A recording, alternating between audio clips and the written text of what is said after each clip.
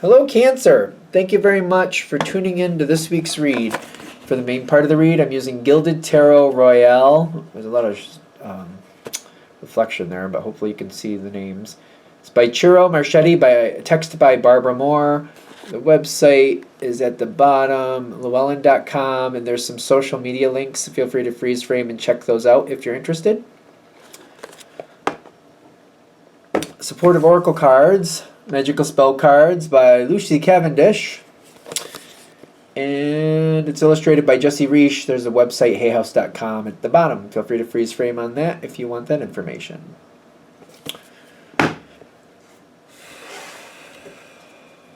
What do we have for Cancer? Alright, so I'm liking this first card for you. It's the Two of Swords, but I feel like maybe that's you deciding what you want. Ooh, okay. We got some good cards, especially for you. Especially for Cancer. Alright, so you're getting control of something.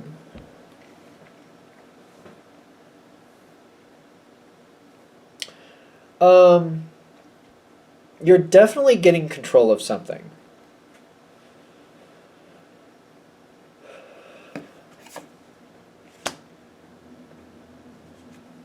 I don't like the way somebody treats me. Something like that. I feel like I've put up with something for too long. I've put up with something for too long. I don't like the way somebody treats me.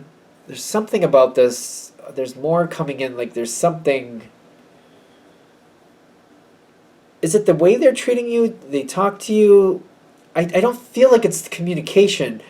I feel like it's like what they're doing. It's almost like, for example, if this was a work situation, maybe the way they talk to you is fine, but they leave you like extra stuff to do, or there's stuff that they're supposed to do, and then after they're finished, they hand it off to you. And the thing is, they just do the bare minimum. They hand it off to you, and then you have to fix things, and you have to you have to pick up the slack, because if you don't, it just looks like it looks like you both screwed it up, not just they screwed it up. Something like that. That's probably specific for somebody, where it's like I have to pick up the pieces that they just didn't do. It's almost like if I'm using if you have a partner and they're supposed to take care of the living room and the dining room, and then you do the kitchen and the bathroom, but you walk through those rooms to get to the kitchen and the bathroom. So it's like if I see that it's not right and it's not good enough, it's just gonna people are just gonna remember what was wrong with the house, not what was right, is what I'm worried about. So I pick up the slack for what they didn't do right, and then I also do my own situation right. I don't know why I'm using that analogy, but there you go. So because I feel like I'm picking up the slack for somebody else that I shouldn't have to. This is an awkward card, ironically. Alright, just to be fair, I'm more of an intuitive reader, so the cards have their basic meanings, but what are we doing here? Okay, this person. Okay. Because I'm looking at this and I'm I don't think they're arguing with you. I feel like they're a little bit of the silver-tongued, I've heard this before, the silver-tongued devil. Have truths.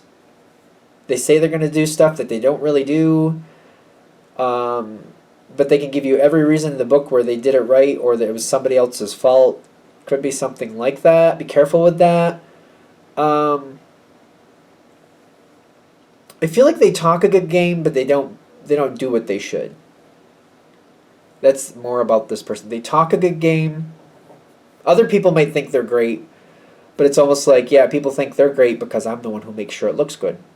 It's kind of like, if we're going to use the house analogy again, which I don't know, I just feel like that one fits the best, where they're responsible for the living room and the dining room, and you do the kitchen and the bathroom. And maybe you don't even care. You're like, yeah, the bathroom's disgusting, but at least it gets done right, so I don't care. It's a smaller room anyway, it's fine. But they make it sound like they're the one doing oh yeah, I get these two rooms done and then I help out in the kitchen and something, I do what I can to make sure everything looks great. And you're they're portraying it as if they're doing what you're literally doing. If that makes sense. I don't know. I'm getting these cards. I don't see these as good nor bad the way I read them. It's just kind of like the energy coming off them, just to be fair. And I feel like this person's very lovable, but a bit distorted. I feel like I'm putting my foot down. This energy, I've had enough of it.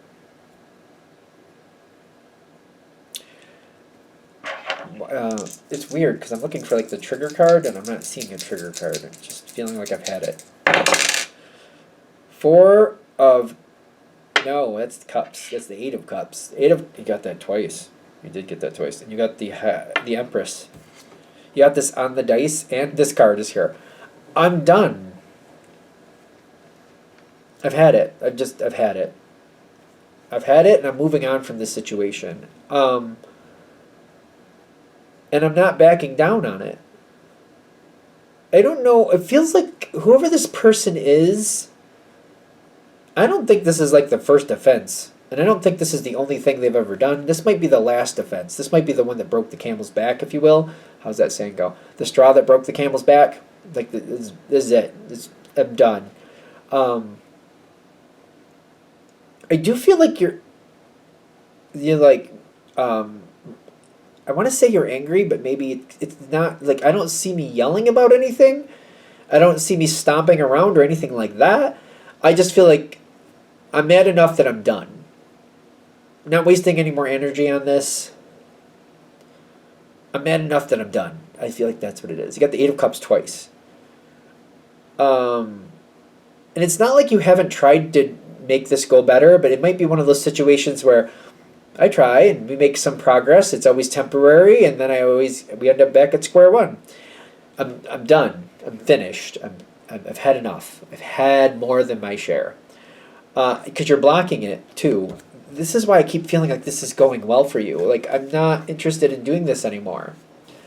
It's not good enough. There's always some good stuff there, but it never goes the way it should for long enough. I'm blocking it. I'm moving on. That Eight of Cups is also moving on to better things. Moving on, moving on, moving on. And once I've made up my mind, I'm not backing off because I know how this goes. Not repeating this again. I might not even be willing to talk it out. I don't think that's bad. I feel like if you're not willing to talk it out, it's because they play their little game, they make me feel bad, or they try to anyway, and then I get sucked back in this because it's kind of like the silver-tongued devil I keep getting again. I don't know why I keep using that term, but that's what I keep getting.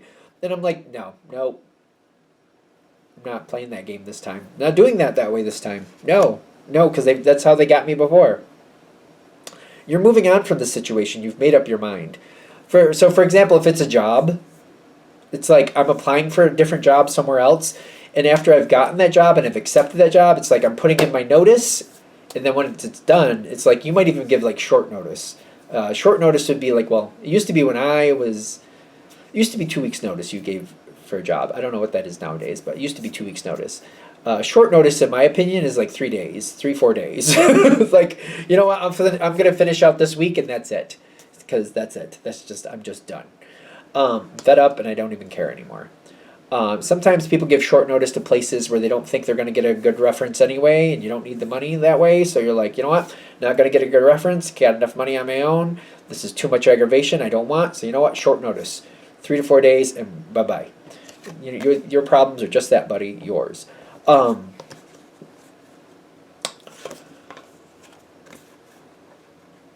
You are going to be so thankful you did this. It's going to take you a little while to really release that energy. If this is as heavy as it feels the way I'm connecting to it, I'm a Paul McKenna fan. He's a British author. The book is How to Mend Your Broken Heart. It's geared towards romantic relationships, and hey, maybe this is a romantic relationship, but even if it's not, I've used that for business relationships, friendships, co-workers. You don't even have to read the book, just use the exercises. It'll take the energy away from that person, away from that situation, and it'll free it up so you can be happy in the future. It'll help you make peace with it. It's kind of like the version of, like, if you're looking for a ring in a field, an acre field with the overgrown grass and trees, this book is like the metal detector. It helps you find that ring so you can get it, put it away, and move on with your life. Because you got a lot of healing coming in here. I kept holding it and talking about it, but I didn't. Like, you got a lot of healing here. And I get, like, you got a great value coming in. Things are going to stabilize in this next situation. You're not about to put up with whatever happened before again. If it's a romance situation, if it is, like, maybe this is somebody you're in a relationship with, or maybe possibly for some of you, maybe you're married to this person. And you're like, you know what? Done is done. I've gone through this too many times. I don't want to be here anymore, and I'm done. I'm moving on. Done is done. There could be other reasons for this why you're moving on that I haven't hit in this reading, just to be fair. Just to be fair. Healing comes in. Stability comes in. Whatever it is that you're leaving behind, when you leave that spot open in your life, whatever it is, like, if it's a job, you're leaving that and you're replacing it with a new job. If it's a person, you're releasing that. Probably some time will pass and you'll replace it with another person, probably. Not in a bad way, but in a good way. I'm getting some, like, I see it says romance, but I'm getting, like, somebody who's, like, understanding you need what you need. It's somebody who understands, like, so I'm going to use the job analogy again. If you're going into a new job, it seems to be you're working with people that are understanding, like, for you to be happy and stay here, we have to give to you. For us to want you to stay here, you got to give to us. And they already think you're on board. You're like, you already understand that, like, if you put in, we give back. And there's going to be an emotional balance there. You have to feel appreciated. You have to get the compensation you need. If we do that for you, you'll do for us. And we know that that balance has to be struck for this to work out. It may be a connection that starts off very slow, but it gives you time to understand what you're dealing with and for that bond to really build and feel good for you. If it's romance, yeah, if you're walking out of a relationship or leaving a relationship, there is another one out there. It doesn't have to be that that's what this situation is, but just in case it is, it's a possibility because you got the Lover's card and the Knight of Cups coming in. You got great things coming for you. This next section, it says creativity, so if I'm going to do the business thing again. If you're going into a new job, this might be one of those jobs where every day is different, but I feel like you're going to love it because you make a difference and you're going to feel appreciated and it's going to feel real good for you. You may not think that this would fit you at first, but I feel like it's the difference you make and you get used to the type of things coming towards you. So it fits you a lot better. You get used to the changes. At first, you may not think it was for you, but when you get really into it, you may be surprised. If it's a relationship thing, the person you're getting in a relationship with has some random aspects. I don't see it being a problem. If it is a relationship thing, I also see, like, you might be the one in control of the finances because of that, which is not bad. I feel like you and them may agree that, like, just to make sure certain things stay under control, how about Cancer stays in control of the finances to make sure bills get paid and things are there when we need them? That might happen, just to be fair. But you both agree on that, if that's how that works.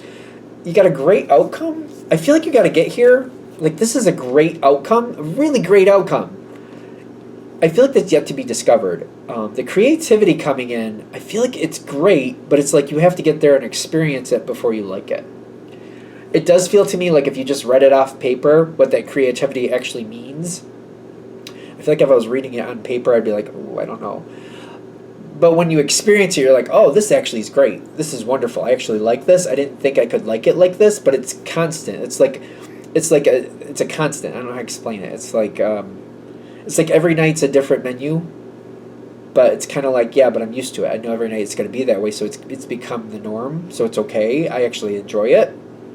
And it's like if it was every night was a different menu, totally different new food that I never had before, just for argument's sake. The fact that I get used to it, like I start to look forward to it because like it's not going to be the same thing. It's going to be something different. But there's enough other things that are the same that I'm like okay with it. If that makes sense. So it's like, yeah, every night the menu's different, but it's with the same people. Then that's okay, if that makes sense. Assuming that you like the people. Which, with these two cards, I think you're going to like the people, just to be fair. So I think it's good. Are we good? I think we're good. I'm going to shut this down here. I hope that helps. Thank you for watching. If you'd like a direct reading from me, shoot me an email, jamesforastral@gmail.com. That's James, the number 4, astral@gmail.com. If you're interested in the donation information, that's below, same email. Thank you very much for watching, and have a great day.